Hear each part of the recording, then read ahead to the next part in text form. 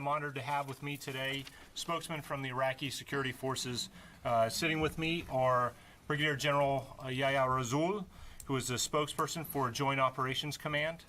I'm Brigadier General Yahya Rasool Abdullah, the spokesperson of the Joint Operations Command. And currently I'm present with my colleagues and brothers as a part of a delegation after the victory achieved by our heroes of the Iraqi forces and the defeat of ISIL, the terrorist organization. Quite frankly, when I talk about the battle to liberate Mosul, since most of the steps and phases of this battle, whether fighting at the East or the West Bank, and the victories we achieved, and also when it comes to the West Bank or the right bank, we achieved a number of victories at the when it comes to the military operations. I was looking at the plans and the planning and the professional work of our forces from the beginning.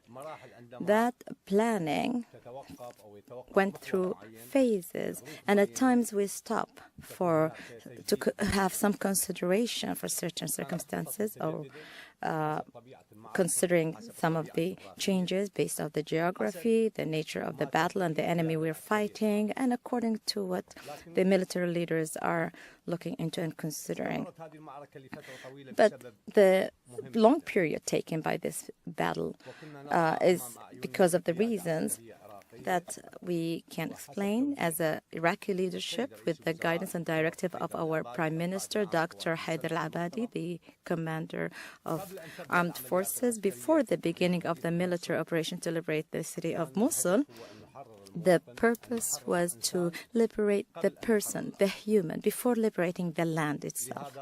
Therefore, we consider this a human victory before a victory of a location of a land. We liberated millions of people.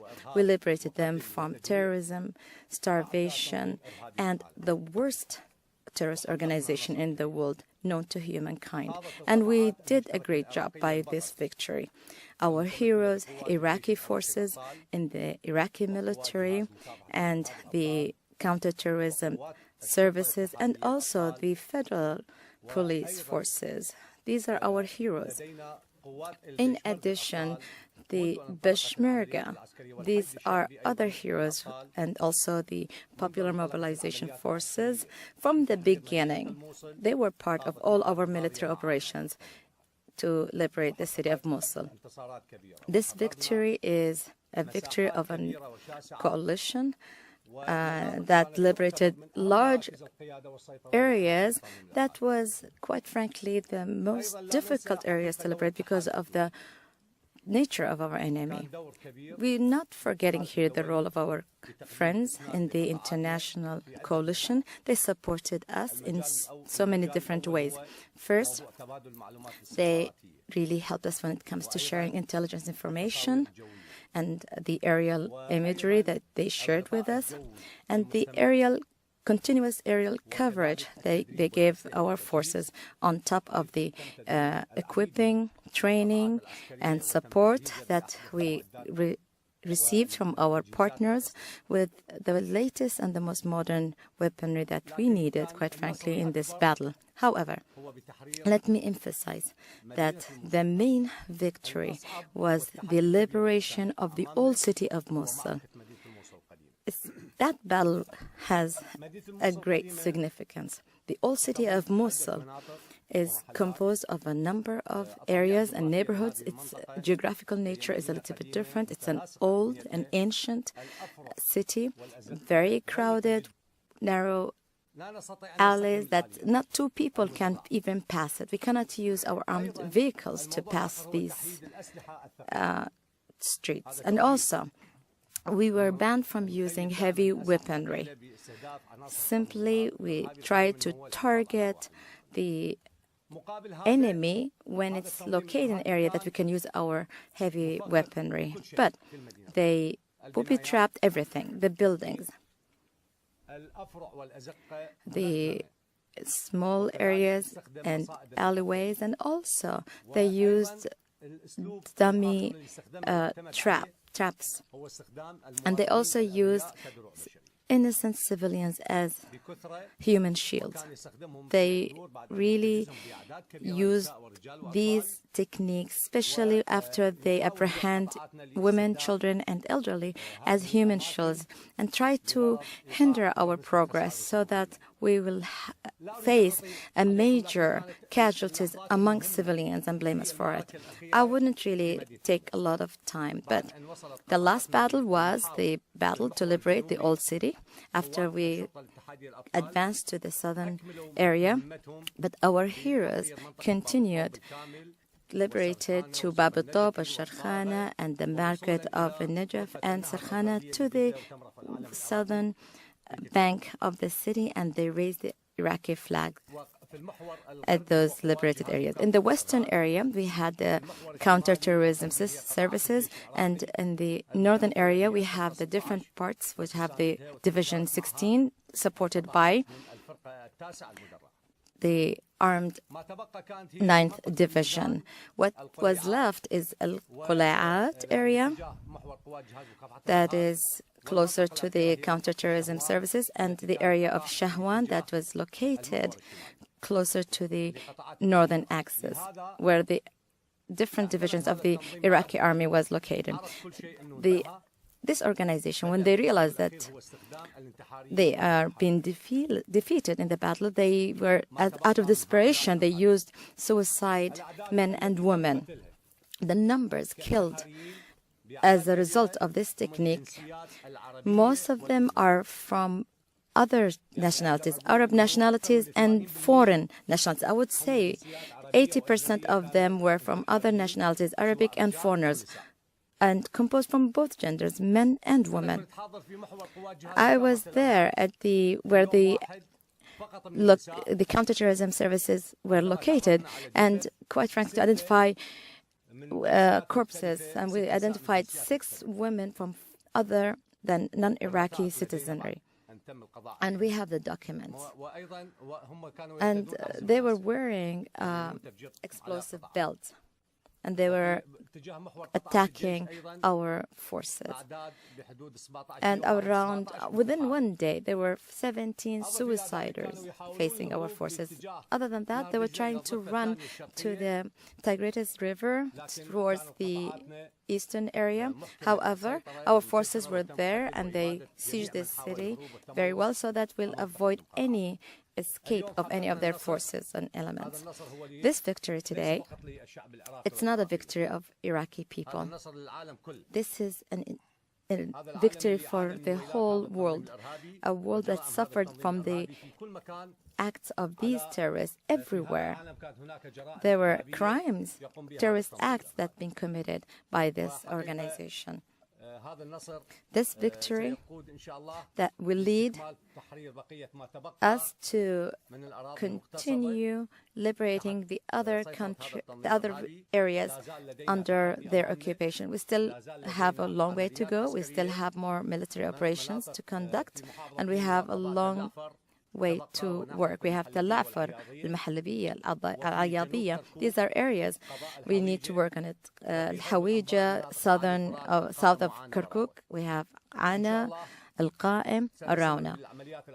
God willing, we'll continue our military operations. We defeated this state of so-called illusion, blasphemy, and today we have our city back as a result of our sons and daughters, the heroes of Iraq, and all those who stood by us. And I would like to thank them as part of the international coalition who are fighting all those terrorist organizations. And as I said, God willing, we are continuing our military operations to continue liberate the remaining occupied lands of Iraq.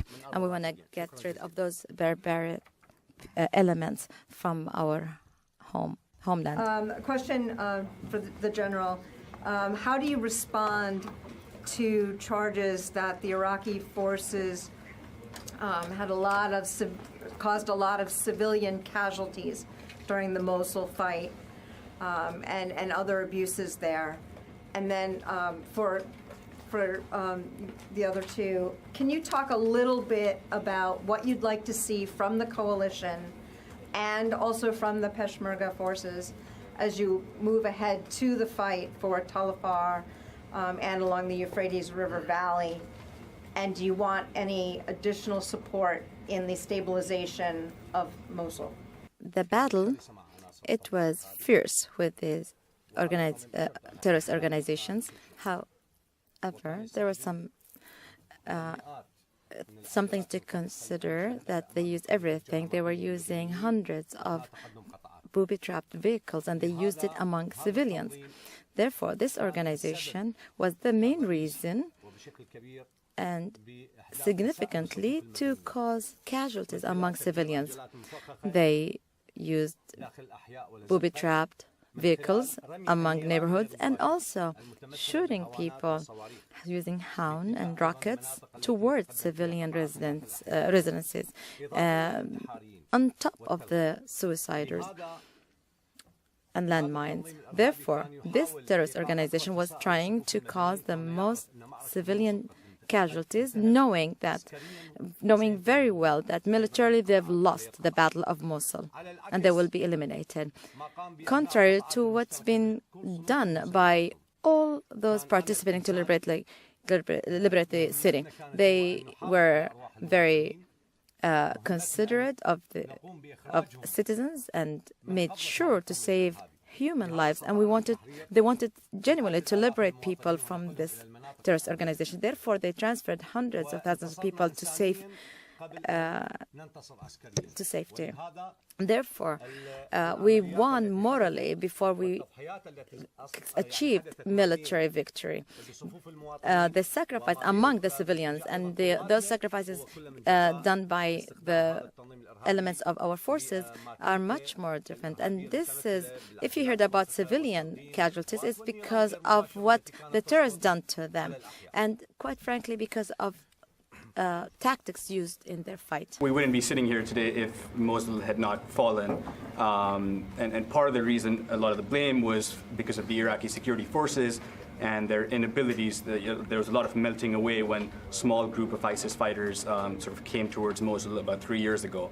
Now that Mosul's been retaken, can you sort of talk to the Iraqi people and the coalition who are supporting you why they should trust the Iraqi security forces now when just 3 years ago they were incapable of holding territory against a small group of ISIS fighters?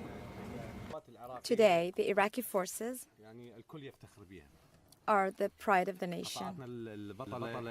Our heroic divisions, they recovered after, and they proved themselves that they recovered after these operations, and they liberated the Iraqi cities that's been occupied by foreign terrorist groups.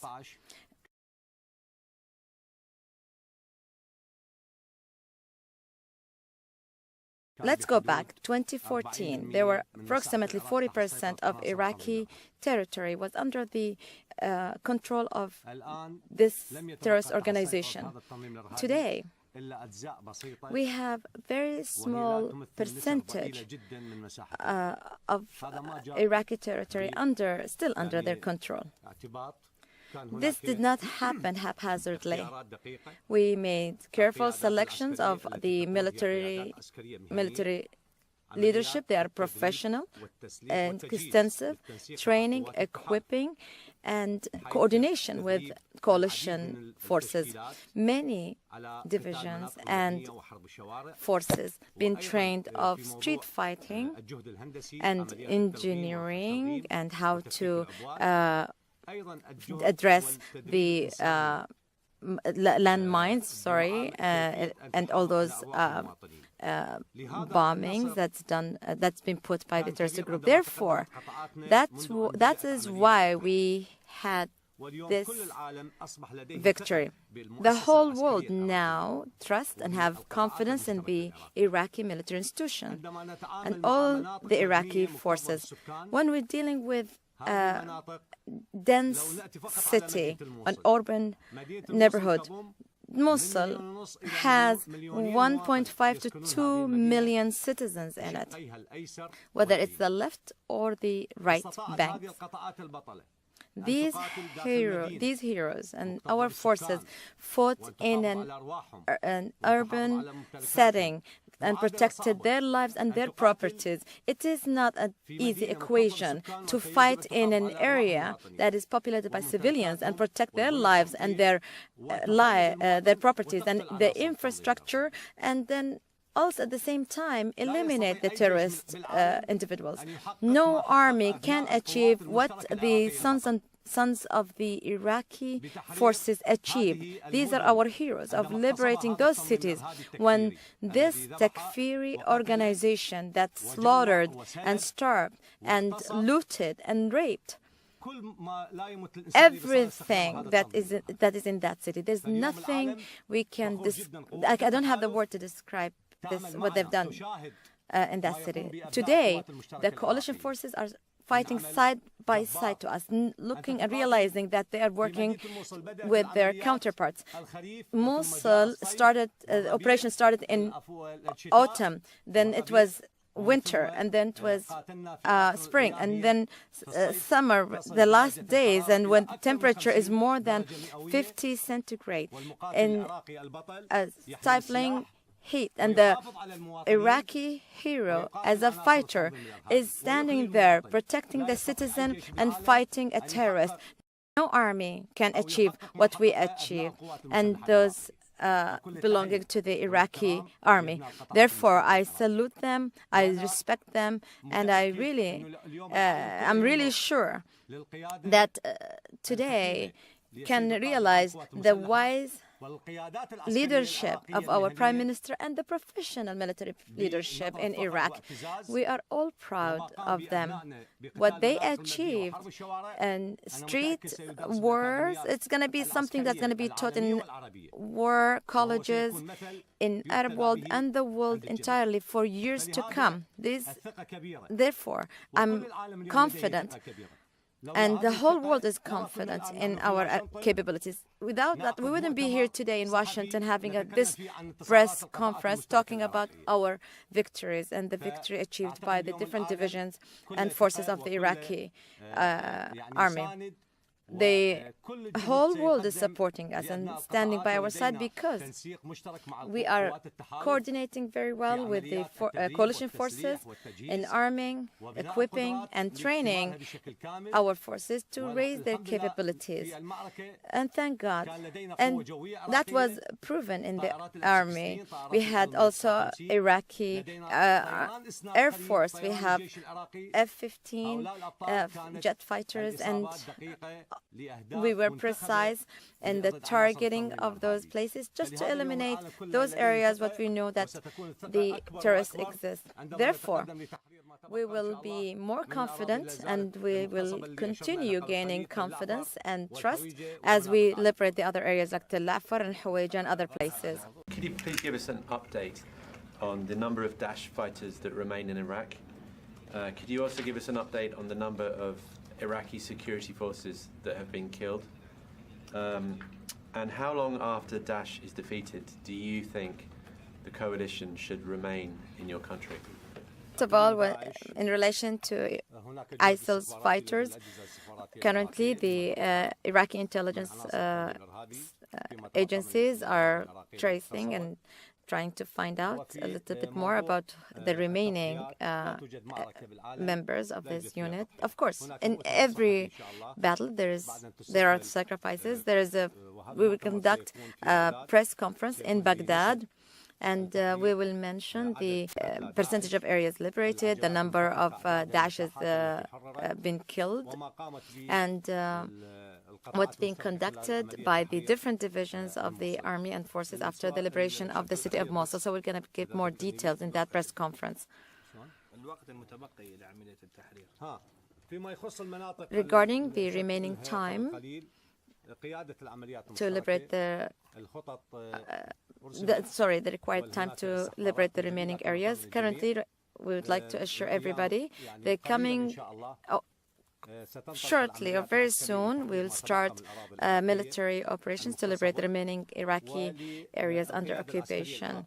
And the Iraqi military leadership, after consulting the Commander-in-Chief of Armed Forces, of course, we will follow his directive if we're going to go towards Hawija or Tel Afar or other areas. And we could start multi-operations towards different areas at the same time. Currently, we're confident that we are capable of having a number of operations simultaneously, and that's what we've done in the Battle of Fallujah, where we arrived at the center of Fallujah, and then they spread towards Al-Jayara and other places, and we liberated their airport of Al-Jayara. We'll leave it to the Iraqi leadership, military leadership, and God willing, I know it's going to be very soon to liberate the remaining occupied. Regarding the remaining time to liberate the required time to liberate the remaining areas, currently we would like to assure everybody the coming shortly or very soon, we'll start military operations to liberate the remaining Iraqi areas under occupation. Still a question about the leadership of ISIS. Where do you think they are? What do you think is left? And what do you think their importance is, even if they are still around? Honestly, the elements and the leadership of ISIL and those influential within the organization, we did a great defeat to them and damage to, especially as a result of the precise intelligence information. We targeted their command and control areas. We targeted some of their influential members, and we killed a large number of their leadership. After the Battle of Mosul and liberating the city of Mosul, that city, as many of those terrorists consider the capital of their illusionary state, after they bombed Al-Hadba and the Nouri Mosque, which is considered the main achievements of these terrorist groups, it was a clear message that they failed, as far as we see it. Therefore, we don't want to reduce reduce the importance of eliminating the remaining numbers of them. But we killed a large number of the leadership, and they collapsed within their structure. And they're fighting among themselves in Al-Hawija and Tel Afar currently. The system they were based on, it started to collapse because we got precise intelligence information, and currently we are pursuing the remaining leaders of this organization to eliminate them also. Currently, you won of reclaiming this city, Mosul city. But after you liberate all the areas, do you have an Iraqi strategy or another strategy in cooperation with the international coalition so to guarantee that they won't return to Mosul or any other province of the country? The only remaining elements currently under the only remaining countries under these organization is in Tel Afar and Nainawa. Currently, we try to secure the borders. So you believe you have enough Iraqi forces right now to conduct the next offensives, Tal Afar and whatnot, and still hold the other areas like Mosul? And then Brigadier General Sadman, how many Iraqi police do you expect will be needed to hold Mosul? And then one more back for Brigadier General Rasool. How long do you think until the rest of Iraq is completely cleared of ISIS? Do you think it's possible it will happen this year? And then if I could, one for Brigadier General Hikmat. Is the Peshmerga currently conducting any planning for what would happen if the referendum vote chooses for Kurdistan to be independent? Are you involved in any military planning for how that would impact the fight against ISIS going forward? Regarding the military operations,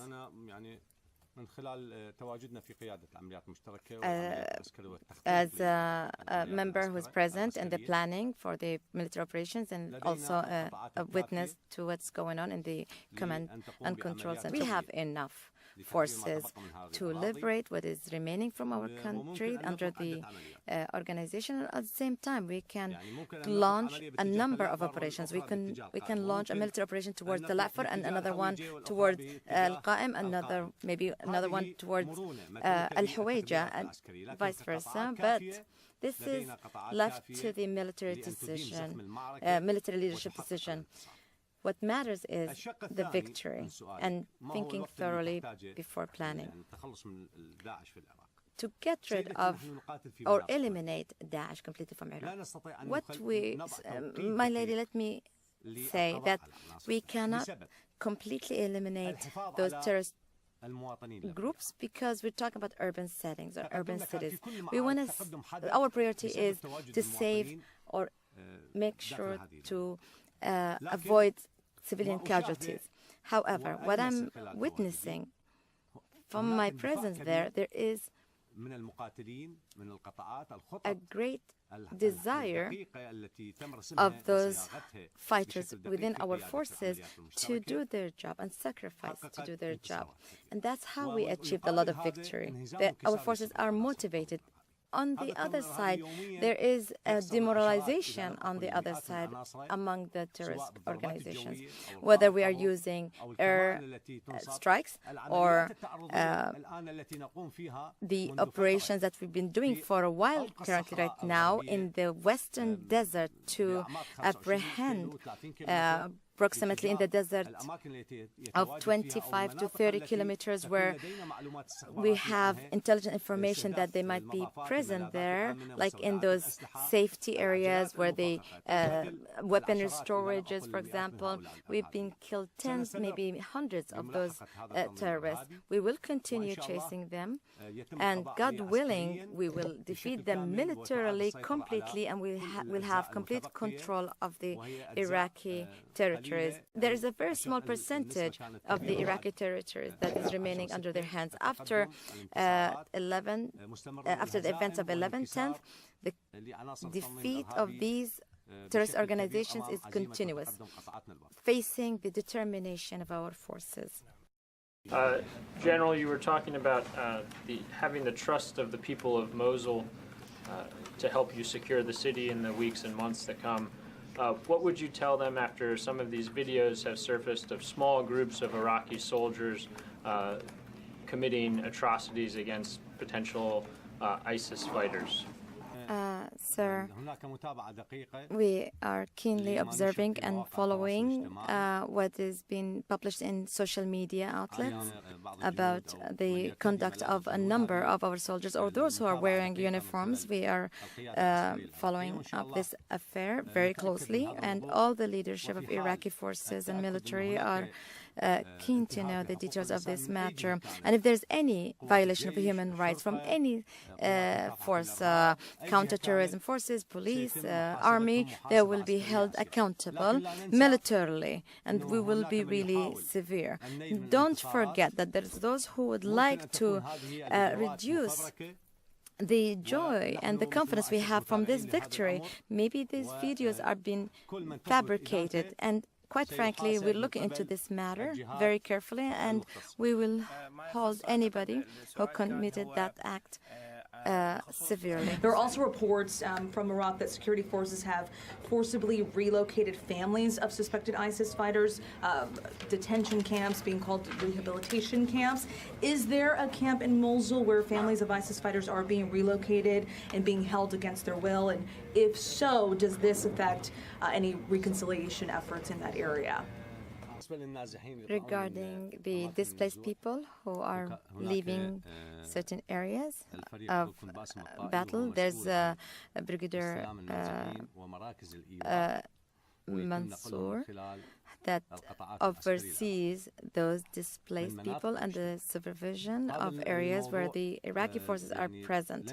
This topic, we didn't have precise information about what's going on. However, there is no situation or scenario where the Iraqi forces will forcibly get people out of their homes as Iraqi citizens from the residency. However, we try to secure safe pathways for them to avoid the battle area. Yes, we sometimes help them being transported to safer places. And at times when we eliminate those terrorist organizations and we gain the control of those areas and we make sure there's no booby traps and we secure the area, we help returnees to come back to their homes.